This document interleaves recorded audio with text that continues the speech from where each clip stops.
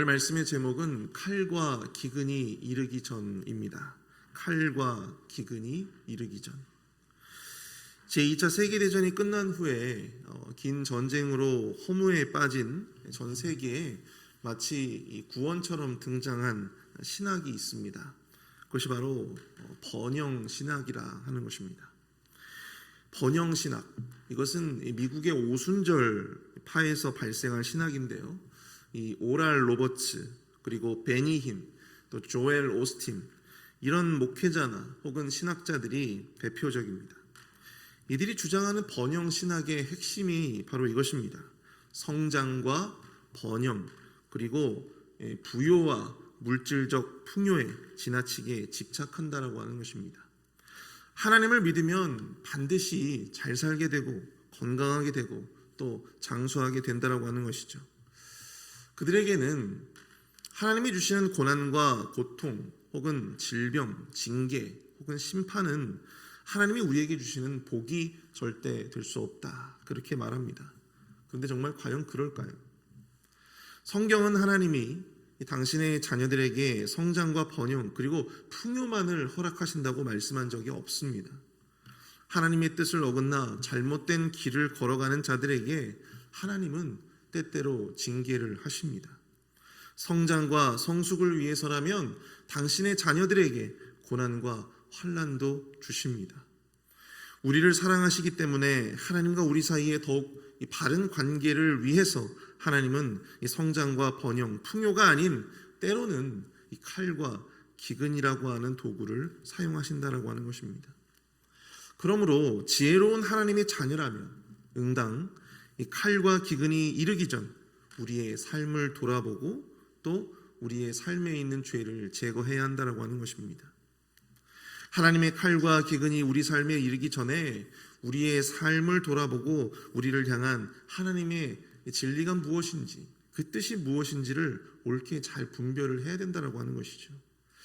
오늘 새벽에는 특별히 본문의 말씀을 통해서 우리의 삶에 칼과 기근이 이르기 전 우리가 기억해야 할, 우리가 도전해야 할 몇 가지 영적인 교훈들을 함께 나눠보고자 합니다. 그 첫 번째로 우리의 삶에 칼과 기근이 이르기 전 우리는 본능이 아닌 진리에 귀 기울이는 지혜가 필요하다는 것입니다. 우리는 본능이 아닌 진리에 귀를 기울이는 지혜가 필요합니다. 오늘 보면 13절을 통해서 예레미야는 하나님께 이렇게 호소하고 있습니다. 주 여호와여 보시옵소서, 그들에게 이르기를 너희가 칼을 보지 아니하겠고 기근은 너희에게 이르지 아니할 것이라. 내가 이곳에서 너희에게 확실한 평강을 주리라 하나이다. 당시 하나님은 예레미야에게 선지자로서 유다를 대변하는 것을 금지시키셨습니다. 그리고 더 나아가서 유다의 종교적인 제사를 거부하셨습니다. 그리고 칼과 기근, 연병을 통해서 유다를 멸하실 것이다, 그렇게 예언을 하셨죠. 이것은 당시에 하나님과 유다 사이의 종교적인 연결고리, 즉 이 관계가 끊어졌다라고 하는 것을 의미합니다. 쉽게 말해서 호적을 파겠다라고 하는 것이죠. 그러자 예레미야는 오늘 본문 13절부터 16절까지의 말씀을 통해서 하나님 앞에 아주 간절하게 호소하고 있습니다. 여기서 예레미야는 유다 심판에 대한 그 책임이 바로 당시의 종교 지도자들, 당시 거짓 선지자들에게 있다라고 하는 것을 부각시켜서 설명을 하고 있는 것입니다. 당시에 종교 지도자들, 즉 이 거짓 선지자들은 유다 백성들에게 첫 번째로 너희가 칼을 보지 않을 것이다, 그렇게 예언을 했어요. 또 두 번째, 기근에 이르지 않을 것이다. 그리고 세 번째, 이곳에 확실한 평강을 줄 것이다, 그렇게 선언했습니다. 그들이 하나님을 떠나 그 죄악 가운데 여전히 머물고 있었음에도 불구하고, 하나님께 그들이 회개하지 않고 돌아오지 않았음에도 불구하고 당시 거짓 선지자들은 그들에게 거짓된 예언을 하고 거짓된 평강을 약속했다라고 하는 사실이죠. 예레미야는 바로 이 거짓 선지자들이 그렇게 거짓 평안을 외치며 사람들을 안심시키고 다녔기 때문에 유다가 회개할 수 없었다라고 하는 것을 은연중에 어필하고 있는 것입니다. 그러나 이것에 대해서 하나님은 두 가지로 예레미야에게 이렇게 답변을 하십니다. 본문 14절인데요. 여호와께서 내게 이르시되 선지자들이 내 이름으로 거짓 예언을 하도다. 나는 그들을 보내지 아니하였고 그들에게 명령하거나 이르지 아니하였거늘 그들이 거짓 계시와 점술과 헛된 것으로 자기 마음의 거짓으로 너희에게 예언하는도다. 가장 먼저 하나님은 그 거짓 선지자들은 나는 보낸 적이 없다. 나는 그들에게 그런 것을 계시한 적이 없다. 그들이 하나님이 보낸 자들이 아니며 그들에게 하나님이 전하라고 주신 말씀도 하나님이 말씀이 아니다라고 하는 것을 말씀해 주시는 것입니다. 또한 두 번째로 본문 15절인데요. 그러므로 내가 보내지 아니하였어도 내 이름으로 예언하여 이르기를 칼과 기근이 이 땅에 이르지 아니하리라 하는 선지자들에 대하여 여호와께서 이와 같이 말씀하셨노라. 그 선지자들은 칼과 기근에 멸망할 것이요. 그렇게 하나님의 이름을 거짓으로 들먹이면서 그렇게 거짓 예언을 하고 다녔던 그 거짓 선지자들을 그들이 절대로 오지 않을 것이다 라고 이야기했던 칼과 기근으로 멸망시키겠다, 그렇게 말씀을 하시는 것입니다. 그들의 그러한 거짓 예언에 대한 책임, 그것을 반드시 그들에게 물을 것이다 말씀을 하신 거예요. 그뿐만이 아닙니다. 본문 16절을 보시면 그들의 예언을 받은 백성은 기근과 칼로 말미암아 예루살렘 거리에 던짐을 당할 것인즉 그들을 장사할 자가 없을 것이요 그들의 아내와 아들과 딸이 그렇게 되리니 이는 내가 그들의 악을 그 위에 부음이라. 하나님께서 이렇게 말씀하셨어요. 그 거짓 예언에 속아 넘어가서 그 거짓 예언에 귀 기울였던, 그리고 그 말에 속아서 하나님께 다시금 회개하는 것을 거부했던 그 유다 백성들도 결국 그 거짓 선지자들처럼 기근과 칼로 말미암아 예루살렘 거리에 던짐을 당하게 될 것이다. 그렇게 말씀하고 있다라고 하는 겁니다. 우리가 여기서 정말로 너무나도 중요한 사실을 깨닫게 돼요. 이 죄에 대한 책임이라고 하는 부분인데요. 그 죄에 대한 책임은 결코 이 왕과 종교 지도자들만 지는 것이 아니다라고 하는 것입니다. 하나님의 말씀을 쭉 보니까 그것에 대한 가장 결정적인 책임을 가지고 있었던 종교 지도자들과 그리고 거짓 선지자들, 이들뿐만 아니라 그들의 그 잘못된 소리에, 그들의 그 거짓된 소리에 귀 기울였던 백성들조차도 그에 대한 책임을 져야 한다라고 하는 것이죠. 책임은 왕과 지도자만 지는 것이 아닙니다. 우리는 이 책임은 왕과 지도자들만 지는 것이다, 그렇게 착각을 하는데요. 그러나 그들의 그 거짓된 말과 그 거짓된 실정에 그 책임을 온전히 그들뿐만 아니라 그들의 말을 따랐던, 그들의 말에 귀 기울였던 수많은 백성들, 그 모든 사람들이 질 수밖에 없다라고 하는 것입니다. 예레미야는 종교 지도자들이 이 거짓된 메시지를 전했기 때문에 그 책임이 전적으로 그들에게 있다고 말하지만 그들의 거짓된 메시지에 현혹된 백성들도 그 책임을 져야 한다라고 하는 것입니다. 이 무서운 얘기 아닙니까? 거짓 선지자들의 말을 듣고 그 말에 대한 책임을 져라. 여러분들 2차 세계대전 때 전쟁을 일으켰던 독일의 히틀러는 결코 폭력을 사용해서 총통이 되지 않았습니다. 참말로 아이러니한데요. 그는 이 폭력을 사용해서 권력을 얻은 것이 아닙니다. 엄연히 국민투표를 해서 국회에서 정식으로 인준하여 총리가 되고 나중엔 총통이 되었습니다. 독일 국민들은 그에게 환호했고 또 집집마다 라디오가 보급되어지면서 그가 말하는 그 모든 말들에 모든 국민들이 열광을 했어요. 마치 예수가 재림한 것처럼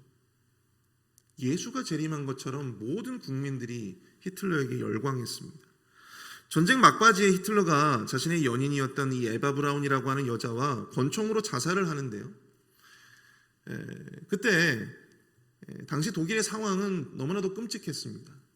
여전히 그 히틀러를 믿고 따랐던 수많은 어린 소년, 소녀병들, 이 어린 아이들이 러시아와 이 연합군들의 탱크에 권총을 들고 그 탱크를 맞아서는 그 수많은 어린 아이들이 희생을 당하고 수많은 국민들이 공습으로 인해서 피해를 보는, 너무나 많은 사람들이 베를린에 있는 많은 시민들이 죽었단 말이죠.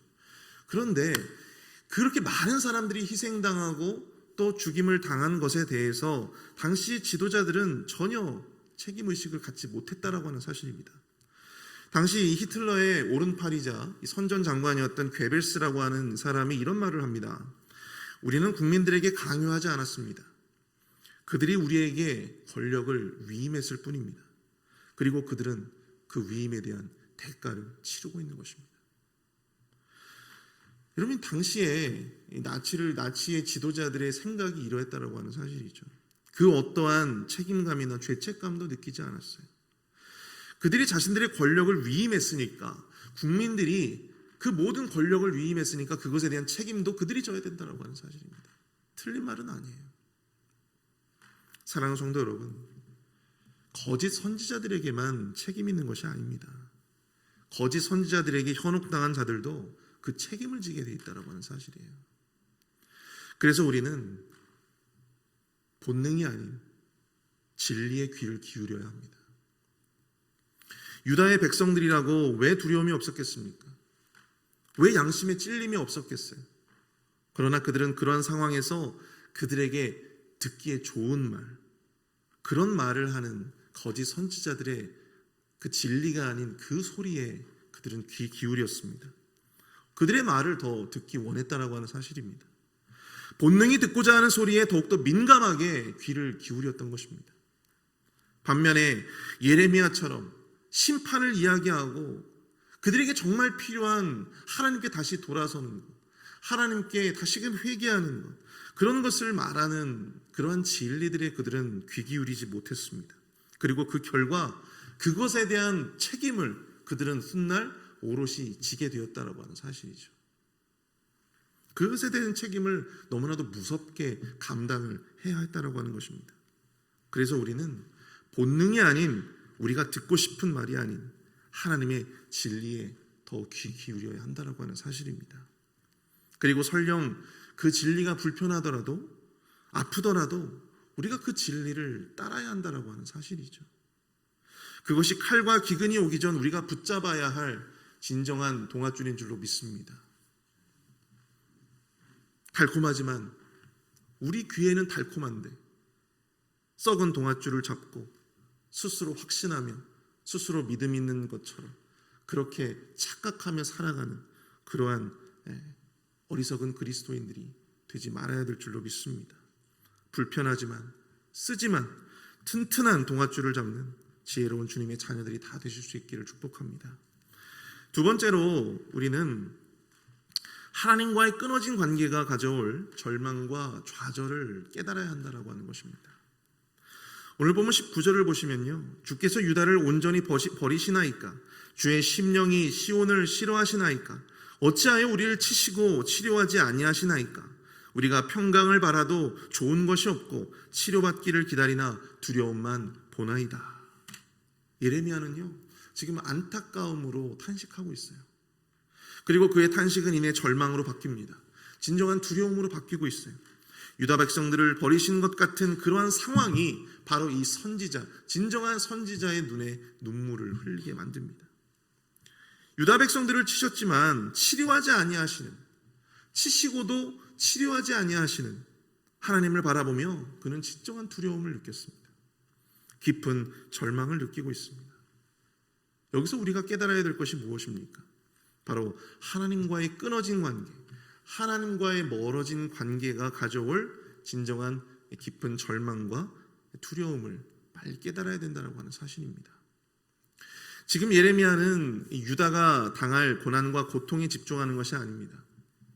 오히려 하나님이라는 거대한 나무에서 떨어져 나간 유다의 상황이, 현 상황이 더욱더 안타깝게 느껴졌다고 하는 것입니다.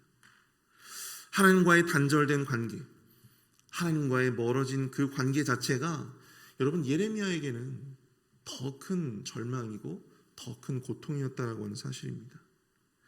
사람들은 나라가 망하고 포로로 백성들이 끌려가고 왕의 눈이 뽑히고 왕비와 궁녀들이 벌거벗겨져서 군사들에게 유린당하는 그러한 현실, 이 좌절과 고통이 아니라 그러한 상처와 고통에도 불구하고 이스라엘 백성들을, 유다 백성들을 치료하지 아니하시는, 보듬지 아니하시는 바로 그 하나님을 바라보며 하나님과의 단절된 그 관계가 더욱더 그들에게 바로 그들에겐 더 큰 절망과 고통이다라고 하는 사실을 바로 이 예레미야는 꿰뚫어 보고 있다라고 하는 것입니다. 그래서 그 답답함에 이 선지자는 눈물을 흘릴 수밖에 없는 거예요. 여러분들 혼자서 혹시 아파 본 적이 있으신가요? 저는 이 결혼을 조금 늦게 했기 때문에 그 전까지 오랜 시간을 독서 공방을 해야만 했습니다. 혼자서 밥 먹고, 혼자서 자고, 혼자서 놀고, 혼자 공부하고, 혼자 이야기하고, 여러분 다 할 수 있어요. 그런데 여러분, 혼자 정말 서러운 것이 뭐냐면 혼자 아픈 것입니다. 아픈데 누구 하나 의지할 사람도 없고, 아픈데 누구 하나 약 하나 사다 달라고 할 사람이 없을 때, 여러분 우리가 참 그 상황이 참 서럽고 힘들잖아요. 아파서 아픈 것이 아니라 그렇게 혼자 남겨진 그런 상황이 아픈 것입니다. 근데 여러분, 지금 이 유다의 상황이 똑같았다라고 하는 것입니다.